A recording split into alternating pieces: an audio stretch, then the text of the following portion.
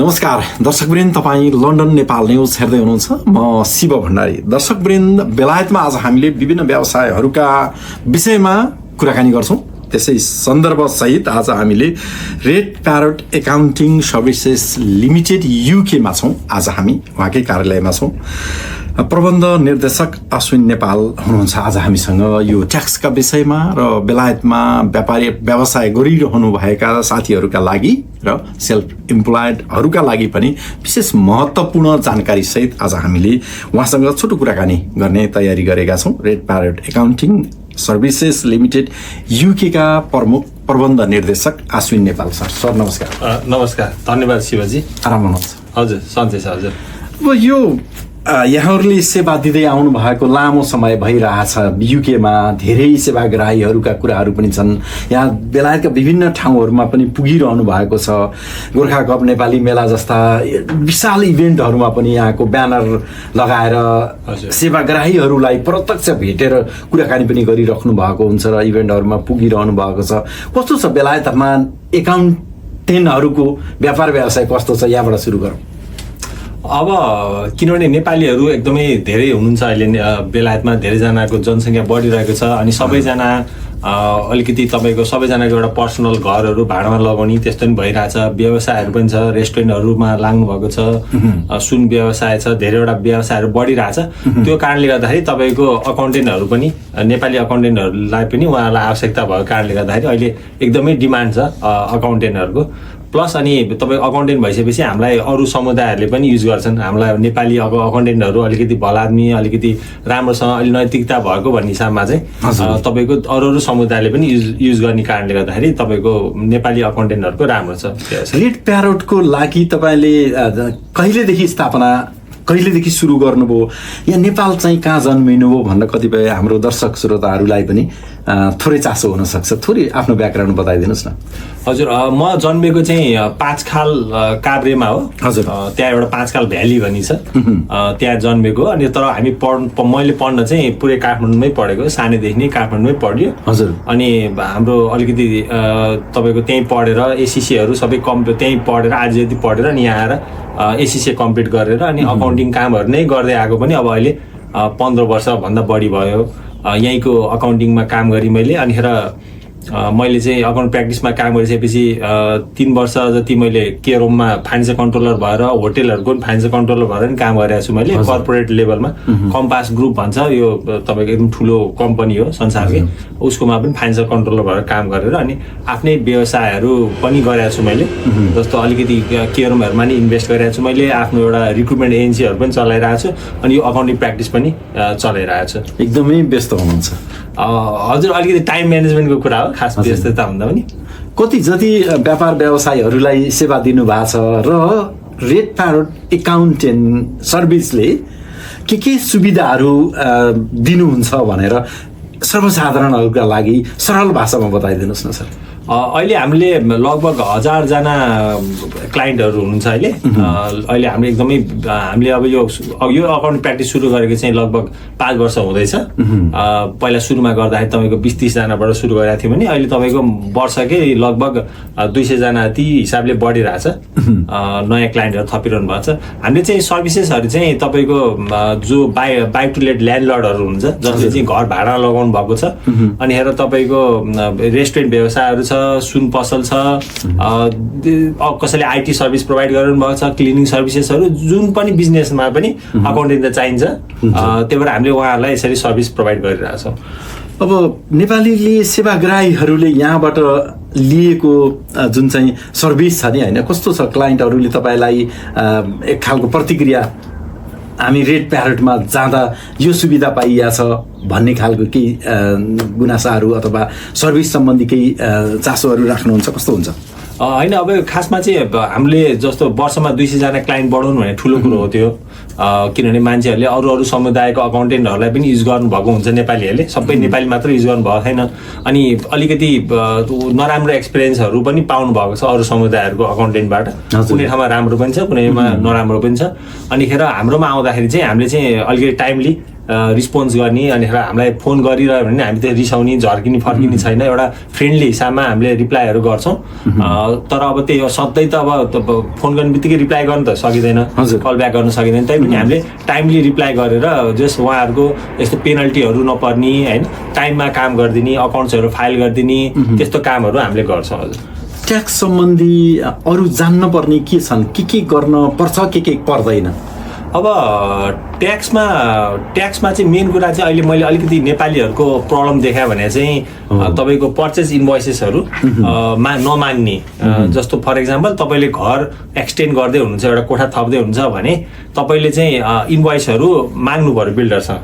100 एउटा मान्नु for example 100 पाउन्डको इन्भोइस बिल्डरसँग माग्नु भयो भने तपाईँले त्यसमा 20% ट्याक्स सेभिङ गर्नुभयो भने 20 पाउन्ड तपाईँको नाफा भयो। त्यसमा 100मा 20 पाउन्ड घटाउँदा 80 पाउन्ड मात्र तपाईँको खर्च भयो। अब बिल्डरले चाहिँ के भन्नुहुन्छ भन्दाखेरि होइन मलाई क्यासमा पे गर्नुहोस्, 90 पाउन्ड क्यासमा दिनुहोस्, तपाईँलाई 10 पाउन्ड त फाइदा भयो नि भन्नुहुन्छ। यसो हेर्दाखेरि मोटामोटी हेर्दाखेरि हो पनि 100 पाउन्ड तिर्नु पर्थ्यो बिल्डरलाई होइन, क्यासमा भयो भने त 90 पाउन्ड तिरे पुग्छ जस्तो हुन्छ, त्यहाँ तपाईँलाई 10 पाउन्ड मात्र फाइदा भइछ। तर बिर्सिनु नआउने कुरा चाहिँ के भन्दाखेरि तपाईँले इन्भोइस माग्नु भयो भने चाहिँ तपाईँको 100 पाउन्ड इन्भोइस तिर्नुहुन्छ बिल्डरलाई, ठिक छ, तर 20 पाउन्ड त ट्याक्स कम तिर्नु भयो नि त, भनेपछि तपाईँको खर्च जम्मा 80 पाउन्ड मात्र भयो। भनेपछि तपाईँले बिल्डरलाई 90 पाउन्ड दिनु भने चाहिँ तपाईँलाई 10 पाउन्ड रुपियाँ घाटा भइरहेछ। यो देशमा चाहिँ तपाईँको पर्चेज इन्भोइस माग्नु पर्यो अनि पर्चेज इन्भोइस राम्रोसँग राख्नु पर्यो। मैले एकदमै प्रब्लम देखाएँ भने चाहिँ हामीले त्यो कुरा चाहिँ धेरै नेपालीहरूले गरिरहनु भएको छैन। त्यति प्र्याक्टिस भइराखेका लागि यो चाहिँ जानकारी अझै पनि सेफ साइड बस्नका लागि अब एकाउन्टेन्ट चाहिँ कतिको आवश्यक पर्छ दैनिक जीवनमा? व्यापार व्यवसाय, सेल्फ एम्प्लोइड यिनीहरूका लागि एकाउन्टेन्ट नै चाहिन्छ किन?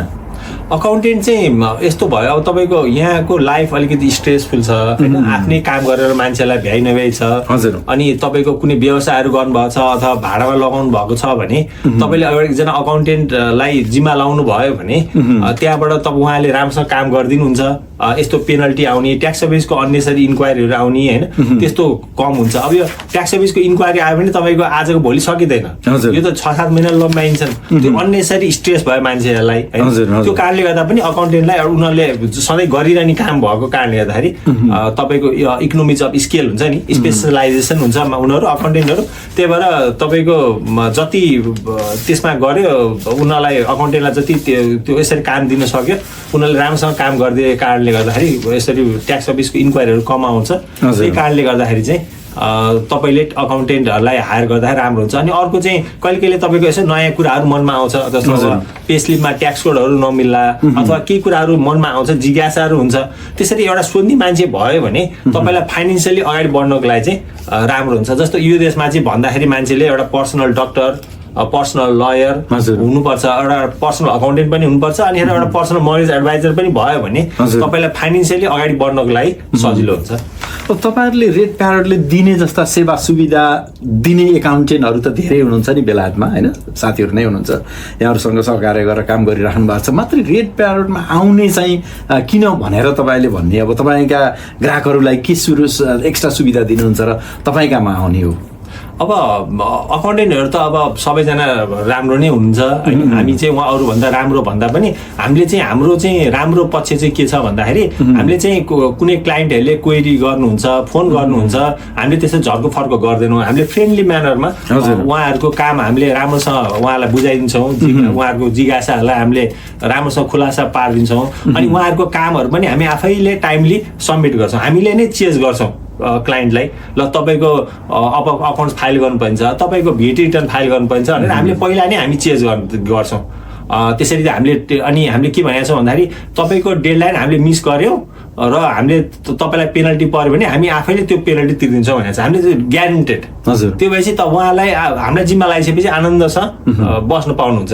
त्यो भोलिपछि हो यसले अकाउन्टेन्टले केही कुरा छुट्याइदिएर मलाई पेनल्टी पार्ने हो कि भने त्यस्तो हामीले चिन्ता गर्न दिँदैनौँ, हामी आफैले चिन्ता लिन्छौँ, हामी आफैले टाइममा सबमिट गर्छौँ र पेनल्टीहरूबाट इन्क्वायरीहरूबाट हामी बचाउन धेरै कोसिस गर्छौँ। बेलायतका अब विभिन्न ठाउँमा पनि तपाईँ पुग्नुहुन्छ, त्यहाँका समस्याहरू पनि अब गहिराइमै पुगेर साथीहरूसँग एक खालको भनौँ न ओपनली सहयोग गर्न कोसिस गरिराख्नु भएको हुन्छ। कस्तो छ अब विभिन्न ठाउँमा तपाईँहरू पुग्दै गर्दाखेरि सजिलो छ यसरी साथीहरूकोमा गएर साथीहरूका समस्या बुझेर सहयोग गर्नका लागि? होइन अब अलिकति अब टाढा जानु पर्यो होइन, त्यसले गर्दाखेरि अलिकति समय त लाग्ने हुन्छ। तर एउटा मलाई एज अ नेपाली चाहिँ तपाईँको सबैजनाको नेपालीहरूलाई यसो सहयोग गरौँ भन्ने हिसाबमा, किनभने अरू समुदायको अकाउन्टेन्टहरू पनि युज गर्नुभएको छ, त्यसले कति ठाउँमा चाहिँ नराम्रो एक्सपिरियन्सहरू पनि पाउनु भएको छ। त्यो कारणले गर्दाखेरि यसरी ठाउँ ठाउँमा गएर आफूले भेट्न पाउँदाखेरि एउटा सौभाग्यमान पनि हो हामी यसरी भेट्न पाउनु। अनि उहाँहरूको जिज्ञासाहरूलाई उहाँहरूको अलिकति प्रब्लम भएकोलाई सल्भ गर्दाखेरि हामीलाई पनि अलिकति सन्तुष्टि हुन्छ, राम्रो सर्भिस प्रोभाइड गर्नलाई अझ धेरै हामीलाई प्रोत्साहन मिल्छ। हजुर, अब पछिल्लो समयमा सरकारले एमटिडी लागू गरेको भन्ने भनौँ न डिजिटलाइज बनाउनका लागि सरकारले नियमहरू चेन्ज गरिरहेको छ, के छ अहिले त्यस विषयमा बुझ्नुपर्ने जान्नुपर्ने के छ? अब यो एमटिडी भनेको चाहिँ उनीहरूको अलिकति 6-7 वर्षै भइसक्यो। नयाँ एमटिडीलाई नेपालीमा के भनिन्छ? अब मेकिङ ट्याक्स डिजिटल भन्छ उनीहरूले चाहिँ सबै कुरा चाहिँ, जस्तो अब मानौ पहिला अब तपाईँको हामीले पेपरमा राख्थ्यौँ भने अब यसलाई कम्प्युटरमा राख्ने भन्नु खोज्या हो। त्यो भयो भने जस्तो अब पहिला तपाईँको VAT रिटर्न गर्दाखेरि तपाईँको उनीहरूको एउटा फर्ममा मात्र यति पेएबल भनेर 9,000 मात्र लेखे पुग्थ्यो अनि ट्याक्स अफिसलाई सबमिट गर्ने हुन्थ्यो। अहिले चाहिँ होइन, जो 9,000 पाउन्ड कसरी निकालेको क्यालकुलेट गरेको हो भनेर एक्सेलमा अथवा कम्प्युटर सफ्टवेयरमा राख्नु भनेर भनेको छ उसले, त्यसलाई मेकिङ ट्याक्स डिजिटल भनेको। मैले अहिले अटोमेटिकली धेरै आफै डिजिटलतिरै जाने तयारी त छ, तर पनि अझ पनि सरकारले पनि सचेत बनाइरहेको छ। अझ गहिराई सचेत हुनुपर्ने, सरकारलाई पनि सजिलो बनाउनका लागि, आफूलाई पनि सजिलो बनाउनको लागि के गर्नुपर्छ, केही त्यस्तो टिप्सहरू छ? अब मेन कुरा चाहिँ अब मेकिङ ट्याक्स डिजिटल भने चाहिँ धेरैवटा छ, जस्तो VAT-मा छ, POI-मा छ। VAT POI-हरूमा चाहिँ यो नियम लागू भइसक्यो सबै। अब अहिले बाँकी भएको नियम भने चाहिँ पर्सनल ट्याक्स रिटर्नमा हो, जुन चाहिँ अब यो 2026 अप्रिलदेखि सुरु हुँदैछ। यो चाहिँ चरणबद्ध रूपमा इन्कम लेभल अनुसार चाहिँ लागू हुँदैछ। त्यही भएर अब मान्छेहरूलाई चाहिँ अब त्यो चाहिँ के रियलाइज हुनुपर्छ भन्दाखेरि, किन भोलिपछि अब एकैचोटि ल तपाईँको चाहिँ पर्सनल ट्याक्स रिटर्न चाहिँ 3-3 महिनामा फाइल गर्नुपर्छ भन्दाखेरि त अचम्म लाग्छ। अहिलेदेखि नै हामीले यो वेबिनारहरू लिएर आउँदैछौँ। यसको उद्देश्य चाहिँ के भन्दाखेरि अहिलेदेखि नै उहाँलाई थाहा पाउनु भयो भने उहाँहरू त्यो 6 अप्रिलमा रेडी बन्नुहुन्छ भन्ने हिसाबमा चाहिँ हामीले त्यसरी वेबिनार पनि लिएर आउँदैछौँ। त्यही भएर मान्छेहरूलाई अब अलिकति नियम कानुनहरू यस्तो बारेमा थाहा पाइरहनुपर्छ। यहाँ चेन्ज भइरहन्छ, युकेमा छ नियम कानुनहरू। आर्थिक वर्षमा योजना बनाउँदाखेरि कसरी बनाउने व्यवसायीहरूले? अब उहाँले अब त्यसै बनाउँदाखेरि त्यही अब ट्याक्सको नयाँ नियमहरू आएको हुन्छ, त्यही भएर अकाउन्टेन्टहरूसँग चाहिँ अपडेट लिइरहनु पर्यो, सम्पर्कमा बसिरहनु पर्यो, आफ्नो व्यवसायहरूको बारेमा भनिरहनु पर्यो। अनि अकाउन्टेन्टहरूले चाहिँ उहाँहरूले अब नियम कानुनहरू त तपाईँको उहाँले ट्रेनिङ लिइरहेको हुनुहुन्छ, उहाँलाई बढी थाहा हुन्छ। सेल्फ इम्प्लोइडहरूको विषयमा केही बुझ्ने भनौँ न जान्न चाहने साथीहरूको लागि केही छ अहिलेको अपडेट? मेन चाहिँ सेल्फ एम्प्लोइडहरूको केसमा चाहिँ तपाईँको इन्कम चाहिँ वर्षमा 1,000 पाउन्डभन्दा कम छ भनेदेखि चाहिँ वर्षमा, महिनामा होइन, वर्षमा 1,000 पाउन्डभन्दा कम छ भनेदेखि चाहिँ तपाईँले सेल्फ असेसमेन्ट ट्याक्स गरिरहनु पर्दैन भने चाहिँ 1,000 पाउन्डसम्म चाहिँ तपाईँको अलाउन्स छ। त्योभन्दा बढी इन्कम हुने बित्तिकै तपाईँले पर्सनल ट्याक्स रिटर्न फाइल गर्न थाल्नुपर्छ, एउटा कुरा भयो। अब 2 नम्बरमा चाहिँ तपाईँको अब 2026 देखि चाहिँ यदि तपाईँको इन्कम त्यो एक्सपेन्सेस भन्दा पनि माथिको इन्कम चाहिँ 50,000 पाउन्डभन्दा बढी छ भने तपाईँले चाहिँ 3-3 महिनामा पर्सनल ट्याक्स रिटर्न फाइल गर्नुपर्छ। अब अहिले तपाईँको अहिलेको स्थितिमा तपाईँको personal tax return, self assessment tax return भन्छ, वर्षमा एकचोटि फाइल गरिरहेको छ हामीले। जनवरी 31 जनवरी डेडलाइन भनिरहेको छ। त्यो तपाईँको जनवरी आइसकेपछि त्यो ट्याक्स अफिसले बिलबोर्डहरू सबैतिर लगाइरहेको हुन्छ, 31 जनवरी। त्यो पनि कतिजनाले फाइल गर्दैनन्, ट्याक्स अफिसले पेनल्टी लगाइहाल्छ। यो नेसनल ट्रेन्डै छ। कसैले पनि ठ्याक्क टाइममा धेरै जस्तो मान्छेले पर्सेन्टेजले चाहिँ फाइल गर्नुभएको छैन भने अब 3-3 महिना भनेपछि त झन् गाह्रो हुने भयो यहाँ त। अब 3-3 महिनामा फाइल गर्नुपर्ने हुन्छ 50,000 भन्दा माथिकोले। हामीले चाहिँ यसको लागि एउटा छुट्टै वेबिनार पनि लिएर आउँदैछौँ। त्यसमा बढी जिज्ञासाहरू केही छ भने हामीले त्यसलाई एकदम क्लियर पार्छौँ। यदि ट्याक्स तिर्नै छुट्यो, बिर्सियो होइन, अथवा केही कारणले तिरिएन ट्याक्स भने चिठी त घरमा आउँछ, त्यसपछि के हुन्छ? अब त्यही अब तपाईँ सर्वसाधारणहरूका लागि नर्मली मान्छेहरू अपडेट छ त्यही पनि। अब तपाईँको अब ट्याक्स तिर्नै बिर्स्यो भनेदेखि त तपाईँको अब ट्याक्स अफिसले लेटर पठाउँछ, त्यसमा इन्ट्रेस्ट लगाउँछ, कतिवटा कुनै कुनै ट्याक्समा चाहिँ पेनल्टी पनि लगाउँछ। त्यही भएर अब त्यो त अलिकति अब एज अ सिटिजन अब ट्याक्स अफिसले तपाईँले अब तिर्नुपर्ने कुराहरू त यसो आफैले पनि एउटा डायरीमा राखेर रिमाइन्डर राख्न सकिन्छ, त्यसरी गर्नुपर्छ। नर्मली डायरी डेबिटहरू यताउता गर्ने नै चलन छ त्यस्तो कुराहरू होइन। त्यसलाई चाहिँ अब हामीले यो डिजिटल ट्याक्स प्रणाली हुँदै जाँदाखेरि होइन यसको सदुपयोग गर्नका लागि रेड प्यारेटले के अनुरोध अपिल गर्दै आइरहेको छ अहिले पछिल्लो अपडेट? अब हामीले चाहिँ सबैजनालाई यो नयाँ नियम आउँदैछ भनेर हामीले अहिलेदेखि नै उहाँलाई अपडेट गराएर जस्ट उहाँको लागि रेडी बनाउन खोज्दैछौँ हामीले। भोलिपछि उहाँलाई चाहिँ त्यो 3 महिनामा फाइल गर्ने कुरा यो के नियम आएछ भनेर अचम्म नलाओस् भनेर अहिलेदेखि नै हामीले उहाँलाई चाहिँ बुझाउन कोसिस गर्दैछौँ। अब त्यसको लागि चाहिँ अब तपाईँको अब हामीलाई अहिले तपाईँको वर्षमा एकचोटि उहाँले इन्फर्मेसन दिनुहुन्छ भने अब चाहिँ हामीलाई 3 महिना दिनुपर्ने हुन्छ। अनि एउटा नयाँ कुरा चाहिँ उनीहरूले के गर्यो भन्दाखेरि इन्कम ट्याक्स भ्युअर भन्ने आएको छ, इन्कम ट्याक्स भ्युअर भन्ने। अहिले तपाईँको के हुन्छ भन्दाखेरि हामीलाई त्यसको अथराइज एजेन्ट बनायो भने हामीले चाहिँ उहाँको P60 सबै हेर्नु मिल्ने भयो कि। हजुर। अब जस्तो तपाईँले कहीँ काम गर्नुभयो हुन्छ भने तपाईँलाई एम्प्लोइले तपाईँलाई P60 दिने गरेको छ। हजुर। त्यो P60 तपाईँले दिएपछि मात्र मलाई थाहा हुन्थ्यो। अब त्यो अथराइज गरिसकेपछि चाहिँ मैले तपाईँको P60 सिधै हेर्नु मिल्यो। भनेपछि तपाईँको टाइम अलिकति ट्याक्स अफिसले त्यो डिजिटलाइज भनेको त्यो हो कि उनीहरूले सजिलो। हजुर। हामीले तपाईँको सिधै इन्फर्मेसन हेर्न पायौँ P60 कति इन्कम छ अरू ठाउँमा काम गर्दाखेरि, अनि तपाईँले मलाई रेन्टलको पनि दिनुहुन्छ होइन, अथवा सेल्फ एम्प्लोइडको दिनुहुन्छ इन्कम र एक्सपेन्सेस, म अनि ट्याक्स रिटर्न बनाउँछु मैले। अनि 3 महिना मैले फाइल गर्नु पनि मलाई चाँडो नि हुने भयो। त्यसरी कतिपय व्यापार व्यवसायमा होइन क्यास पनि हुन्छ नि, त्यो म्यानेज कसरी गरेर ट्याक्स अफिसलाई चाहिँ जानकारी गराएर आफू सुरक्षित रहने हो होइन। अब अहिले त तपाईँको एकदमै अहिले मनी लन्ड्रिङको कुरा आइरहेछ। यो त कोही मनी लन्ड्रिङ केसमा परे मान्छेलाई मात्र थाहा हुन्छ। अनि हाम्रो नेपालीहरूमा बानी के छ भन्दाखेरि हामीले केही कुरा प्रब्लम पर्यो भने हामीले यो कुरा सेयर गर्दैनौँ, किनभने सेयर गर्यो भने त हो यसले यो मान्छे खराब रहेछ भन्ने त्यो अझसम्म पनि हामीले त्यसरी ओपनली भन्न सक्दैनौँ। त्यही भएर हामीले कसैलाई परेको छ भने हामीले भन्दैनौँ। भनेपछि हामी अरू नेपालीहरूलाई चाहिँ त्यो थाहा नै हुँदैन प्रब्लम के छ भनेर, के भइरहेछ भन्ने हामीलाई थाहा हुँदैन वास्तविकतामा के भइरहेछ भनेर। अब तपाईँको त्यसरी क्यास आउने मान्छे, क्यासमा आउने ट्रान्जेक्सन जस्तो अब अलिक धेरै चाहिँ पसलमा देखिएको छ अहिले, रेस्टुरेन्टमा पनि अलिकति कम त छ तैपनि आइरहेछ। अनि रिस्क त उनीहरूलाई थाहा भइसकेको हुन्छ ट्याक्स अफिसलाई, ब्याङ्कलाई। त्यही भएर तपाईँको रेस्टुरेन्टलाई लोन दिँदा पनि अलिकति ब्याङ्कहरूले अलिक कम हेर्छ होइन, कम ब्याङ्कहरूले मात्र रेस्टुरेन्टलाई लोन दिन खोज्छ। त्यही भएर तपाईँको अलिकति तपाईँको क्यासमा आउने कुराहरू चाहिँ एज अ अकाउन्टेन्ट हामीले भन्ने त तपाईँलाई सबै कुराहरू टिलमा राखेर सबै डिक्लेयर गर्नुहोस् नै भन्ने हो। किनभने यो देशमा तपाईँको नियम कानुन फलो गरेन भने छोटो समय लागि त ठिक छ तपाईँले प्रगति गर्नु होला, तर लामो समयमा त तपाईँलाई ट्याक्सले समात्छ। फेरि समात्यो भने कस्तो गर्छ भन्दाखेरि तपाईँको इन्क्वायरीहरू एउटा लेटर पठाउँछ, 1 महिनापछि अर्को लेटर पठाउँछ, यो त त्यो तपाईँको तड पाइरहन्छ। हजुर। त्यही भएर बस्नको लागि त तपाईँको जे छ क्यास आएको छ त्यो तपाईँले टिलमा राख्ने, अनि खेर त्यसको सबै जस्तो पैसा आएको कुरा आज यति पैसा आयो, यो पैसा यसमा गयो, अनि इन्भोइसहरू राखेर राम्रो एउटा रेकर्ड राख्नु नै बुद्धिमानी हुन्छ। ल्यान्डलोडको हकमा चाहिँ जस्तै घर एउटा आफ्नो बस्नका लागि छ, अर्को घर चाहिँ बाइ टु लेट छ, उहाँहरूको चाहिँ अहिलेको रिसेन्ट चाहिँ नि होइन उहाँहरूको अपडेट उहाँहरूका लागि के हुन्छ? उहाँहरूको लागि त्यही अब यो अहिलेको यो एमटिडीको 3 महिनाको कुरा भइहाल्यो एउटा होइन। उहाँहरूको ल्यान्डलर्डको केसमा पनि त्यही 50,000 भन्दा बढी 50,000 रेन्टल इन्कम छ भनेदेखि 2026 देखि नै तपाईँको रिपोर्टिङ गर्न थाल्नु भयो 3 महिना एउटा। अर्को त अब तपाईँको अचेल अर्को एउटा टपिक भने चाहिँ धेरैजनाले कम्पनीबाट घर किन्न थाल्नु भएको छ।